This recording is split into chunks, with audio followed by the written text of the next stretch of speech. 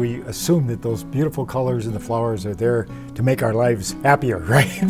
When in fact they have other functions. A lot of them are to really attract the pollinating insects. Now, designing, that's really your area. Well, and more on the ornamentals. So thinking of the color wheel and how people put either a garden together or a container together, think about the color wheel. So if your colors are opposite, then there's more drama, it's much more dramatic.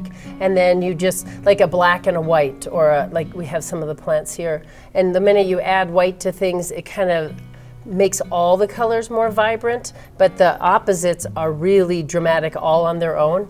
But you can also go colors that are adjacent to each other, then they have a more calming, more relaxful effect, especially the cooler colors. They are really nice and calming. If you have more of the warm colors, then you're going to have a little bit more excitement, a little more fun, and they'll pop out of your landscape more. And the thing with landscaping, when people are planning a landscape, if you have a large yard, it's nice to have either a consistent color or a consistent specimen that runs through your yard, because your eye will naturally travel through an environment that is calming to it. If it's a bunch of different mixed up pots that you just, oh, I like this, I'm gonna put this here, this there, it's not as relaxing for your eye. So if you have a nice either specimen that you like and you travel through your garden, or a color that you can travel through your pots and travel through your garden, it's nicer on your eye, and you might have a more cohesive